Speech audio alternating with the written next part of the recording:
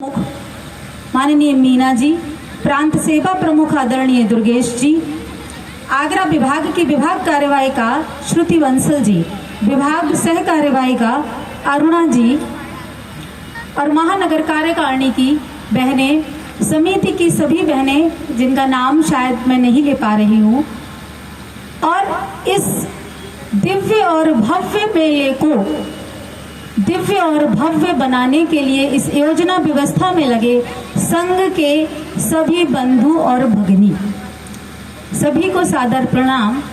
हिंदू नववर्ष मेले की आपको हार्दिक बधाई और शुभकामनाओं के साथ मैं अपना वक्तव्य प्रारंभ करती हूँ। हिंदू नववर्ष क्यों? हिंदू नववर्ष मनाने के हमारे पास बहुत सारे कारण हैं। हम सभी ने सुना है कि इसी दिन ब्रह्मा जी ने सृष्टि का निर्माण इसी दिन प्रारंभ किया। हमने ये भी सुना है कि सम्राट विक्रमादित्य ने इसी दिन अपने राज्य की स्थापना की थी और विक्रम संवत की शुरुआत आज ही के दिन हुई थी। शक्ति और भक्ति अर्थात नवरात्र का प्रथम दिवस ये भी हम चैत्र माह की प्रतिपदा को ही मनाते हैं। प्रभु श्री राम का राज्याभिषेक भी इसी दिन हुआ था। युधिष्ठिर का राज्याभिषेक भी इसी दिन हुआ था। सिखों के द्वितीय गुरु श्री अंगद जी का जन्मोत्सव भी हम आज प्रतिपदा के दिन ही मनाते हैं। सिंध प्रांत के समाज के सुधारक बरावतार श्री झूलेलाल जी भी चैत्र प्रतिपदा वाले दिन ही प्रकट हुए थे। और सबसे मुख्य बात, राष्ट्रीय स्वयंसेवक संघ के संस्थापक परम पूज्य डॉक्टर साहब का जन्म भी चैत्र माह की प्रतिपदा को ही मनाया जाता है। इतने सारे कारण हैं हमारे पास नववर्ष मनाने के लिए, और हमारे साथ साथ हम अकेले नहीं हैं जो नववर्ष को मनाएं। हमारे साथ साथ प्रकृति भी हमारे नववर्ष का अभिनंदन करती है। हर्ष, उल्लास, हंसी, खुशी और पुष्पों की सुगंधित खुशबू के साथ बसंत ऋतु का आगमन भी इसी दिन से प्रारंभ होता है। बड़े हर्ष और सौभाग्य की बात है कि विश्व में हम अकेले ही ऐसे हैं जिनको नववर्ष मनाने के लिए एक नहीं अनेक कारण हमारे पास हैं, और उनमें से प्रत्येक कारण अनूठा है, प्रत्येक कारण अनोखा है, विशेष है।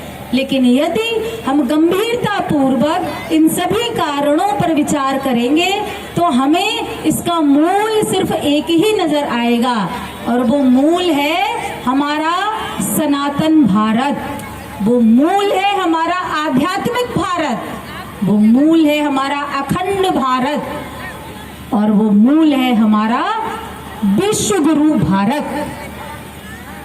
स्वयं जब ब्रह्मा जी ने सृष्टि की रचना की तो उस ही दिन ये इंगित कर दिया था कि आने वाले समय में चैत्र माह की प्रतिपदा का ये दिन सनातन धर्म में एक महत्वपूर्ण भूमिका निभाएगा।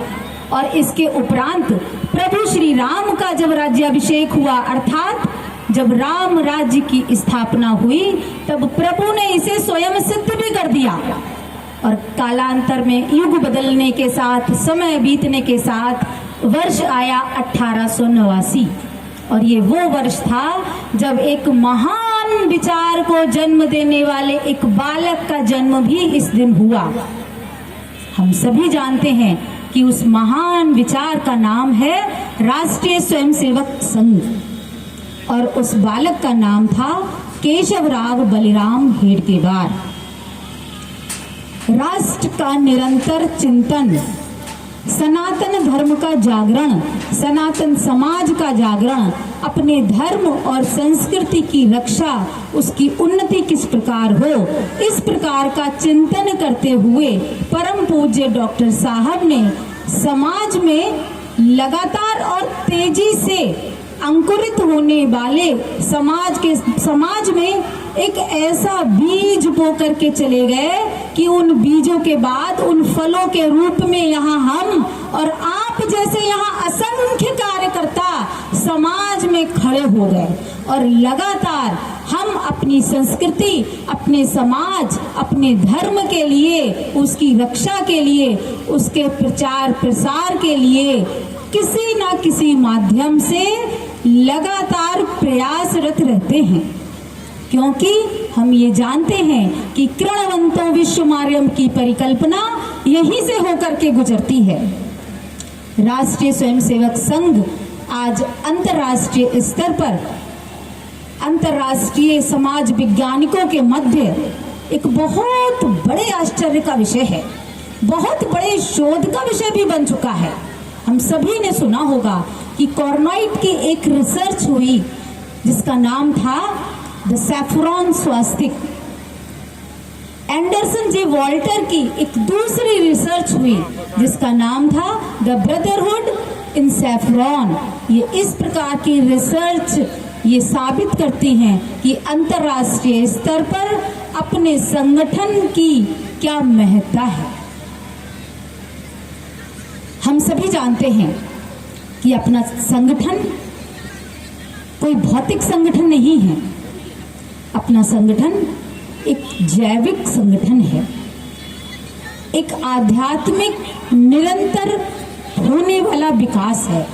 और जब आध्यात्मिक विकास होता है उसके लिए आवश्यकता पड़ती है आध्यात्मिक शक्ति की, और वो आध्यात्मिक शक्ति विश्व में अगर किसी के पास है तो वो सिर्फ और सिर्फ भारत के पास ही है।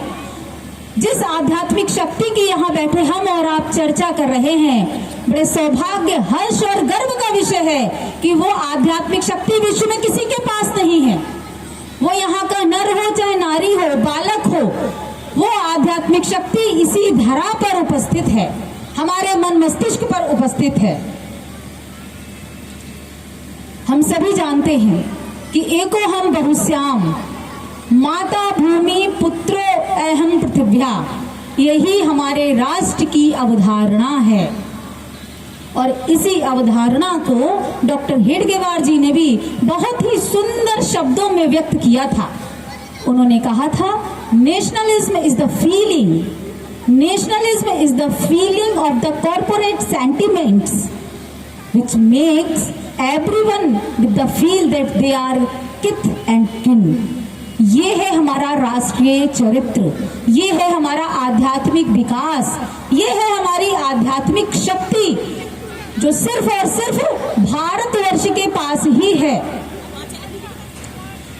आज भारतवर्ष के पास इस आध्यात्मिक शक्ति के अलावा एक और शक्ति है जो सिर्फ हमारे पास है, और उस शक्ति का नाम है युवा शक्ति। हम सभी जानते हैं कि भारत युवाओं का देश है। यंगिस्तान, यूथ पॉलिटिक्स, डाइटॉक्स गतिविधियां, अनेक ऐसे शब्द हैं जिनके माध्यम से हम ये जान पाते हैं कि आज का भारतीय युवा समय के साथ कदम से कदम मिलाकर के मनसा वाचा कर्मणा, आशा, उत्साह और ऊर्जा के साथ हमारे साथ खड़ा हुआ है। ये बड़े ही गर्व करने वाली बात है। इतनी युवा शक्ति तो भारत के पास तब भी नहीं थी जब भारत ने आजादी प्राप्त की थी। जरा विचार करो, जब इतनी युवा शक्ति तब नहीं थी और हमने आजादी ले ली, तो आज की युवा शक्ति तो बहुत बड़ी है। यदि इस युवा शक्ति को सही दिशा मिल जाए, सही दृष्टि मिल जाए, तो ये युवा शक्ति भारत को कितनी ऊंचाई तक पहुंचा देगी। ये विचार करने योग्य, ध्यान करने योग्य, मनन करने योग्य ये बात है। यहाँ दो शक्तियों का मैंने थोड़ी सी चर्चा की, आध्यात्मिक शक्ति और युवा शक्ति। जब इन आध्यात्मिक शक्ति और युवा शक्ति, इन दो शक्तियों का जब मिलन होता है तो क्या होता है? जब ये दो शक्तियां मिलती हैं तो भारत में विवेकानंद जैसे लोग बनते हैं। जब आध्यात्मिक शक्ति और युवा शक्ति का मिलन होता है तो परशुराम जैसे लोग बनते हैं, मीराबाई जैसे लोग बनते हैं, तात्या टोपे जैसे लोग बनते हैं। और यही हमारे राष्ट्र की नींव है, यही हमारे राष्ट्र का आधार है, जिसको जानना आज हमारे लिए अत्यंत आवश्यक है। विचारों की उत्कृष्टता भी हमारी आध्यात्मिक शक्ति से ही आती है। यदि हम आध्यात्मिक रूप से इतने सशक्त हैं, इतने शक्तिशाली हैं, तो मन भी हमारा बहुत मजबूत होगा। हम सभी के अनुभव में है कि पिछले 2-3 वर्ष पूर्व हम कोविड के काल से निकले थे, और मुझे लगता है उस कोविड के काल में मनुष्य आवश्यकता से अधिक ईश्वर की पूजा करने लगा था, आवश्यकता से अधिक चिंतन, मनन और समाधि में लीन रहने लगे थे लोग। क्यों? क्योंकि हम सभी जानते हैं कि जब हम मन से सशक्त होंगे तभी हम कोई लड़ाई जीत सकते हैं। कहने का तात्पर्य है कि आध्यात्मिक शक्ति से ही विचारों की उत्कृष्टता आती है। एक बहुत छोटे से उदाहरण से आपको ये बात समझाने का मैं प्रयास करती हूँ। भारतवर्ष के एक बहुत मशहूर लेखक हुए हैं श्री राकेश शर्मा जी। उन्होंने अपनी एक पुस्तक लिखी, उस पुस्तक का नाम था द मिरेकल ऑफ थॉट्स। और उस मिरेकल ऑफ थॉट्स में एक यूएस के वैज्ञानिक हुए हैं थियोफ्रेस्टस, जिन्हें संपूर्ण विश्व में वनस्पति विज्ञान का जनक कहा जाता है। और उन थियोफ्रेस्टस के एक मित्र हुआ करते थे